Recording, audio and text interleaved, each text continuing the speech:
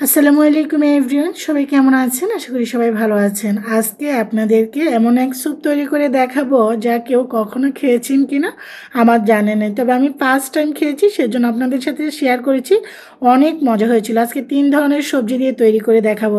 এখানে একটা বেগুন নিয়েছি মিডিয়াম সাইজের, এরকম করে পাতলা করে কেটে, আর নিয়েছিল চিচিঙ্গা, একটা বড় সাইজের চিচিঙ্গা অর্ধেকটা, মানে কইডা। আর মিষ্টি কুমড়া দিয়ে অবশ্য অনেকে স্যুপ খেয়েছেন, কিন্তু বেগুন আর চিচিঙ্গা দিয়ে কেউ কখনো খেয়েছেন কিনা আমি ফার্স্ট টাইম খেয়েছি। আলহামদুলিল্লাহ অনেক মজা হয়েছে।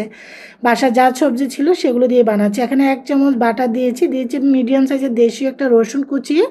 বাটার দিলে যে কোনো ধরনের স্যুপের টেস্ট দারুণ আসে, আর রসুন দিলে তো জানেনই স্যুপের টেস্টটা আরও দ্বিগুণ বেড়ে যায়।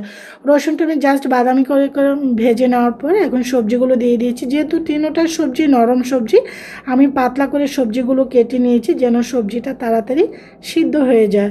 আর নরম সবজি বেশিক্ষণ সময় লাগে না। বাটাটার সাথে আমি প্রায় 7-8 মিনিটের মতন ভেজে নিয়েছি। এত সুন্দর ফ্লেভার বের হচ্ছে। সবজিটা কিন্তু আমার ভাজা হয়ে গিয়েছে। এখন দিয়ে দিচ্ছি পানি। এখানে আমি টোটাল প্রায় 1.5 লিটার পানি ইউজ করেছি, তার কারণ হলো সবজিটা সিদ্ধ হবে, পানিটা অনেকাংশ কমে যাবে। দিয়ে দিয়েছি লবণ, দিয়ে ভালো করে নেড়ে চেড়ে দিচ্ছি। আপনারা এখানে আদার্স অন্যান্য সবজি দিতে পারেন। আমি বেগুন আর চিচিঙ্গাটা দিয়ে দেখলাম যে আসলে স্যুপটা খেতে কেমন লাগে, জাস্ট ওইটাই।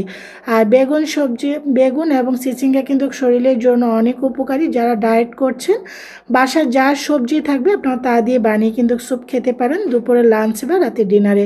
এখানে 2-3টে কাঁচামরিচ কুচিয়ে দিয়েছি একটু হালকা ঝাল হওয়ার জন্য, তবে এটা যার যার পছন্দ।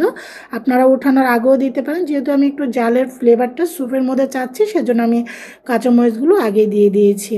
এখানে আমি 3টে ডিম নিয়েছি। এখন ডিমগুলোকে আমি দিয়ে দিয়েছি, একদম ভালো করে ফেটিয়ে নিয়েছি। এখন এভাবে করে প্যাচলাটা দিয়ে একটু একটু করে উপর থেকে ডিমটা ফেলছি আর নাড়া দিয়েছি। এতে করে ডিমটা কিন্তু একদম গুঁড়া গুঁড়া হবে না। ডিমটা যদি অতিরিক্ত বেশি নেড়ে নেন তখন কিন্তু ডিমটা বেশি খুব আলতোভাবে হালকাভাবে নেবেন।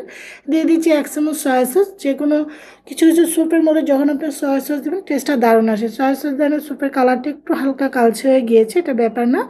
এখন আমি এটার ঘনত্বটা বাড়ানোর জন্য এখানে 3 চামচ এখানে আমি কর্নফ্লাওয়ার নিয়েছি। কর্নফ্লাওয়ার না থাকলে আটা, ময়দা, চালের গুঁড়া দিয়ে এটাকে ঘনত্বটা বাড়িয়ে নিতে পারেন। আমার স্যুপটা কিন্তু হয়ে আসছে আর ফ্লেভারটা দারুণ বের হচ্ছে।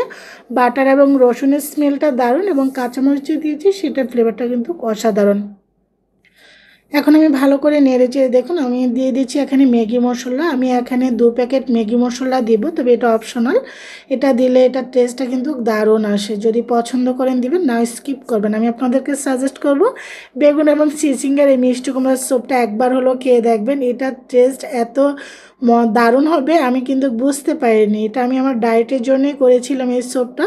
আলহামদুলিল্লাহ অনেক মজা হয়েছে। একটা সার্ভিং প্লেটে সার্ভ করে নিয়েছি। আপনারাও ট্রাই করতে পারেন এই লোভনীয় স্যুপটা যে কোনো ধরনের সবজি দিয়ে। রাতে এবং লাঞ্চে কিন্তু এই স্যুপটা খেতে পারেন। আশা করি সবারই ভালো লাগবে লোভনীয় স্যুপটা।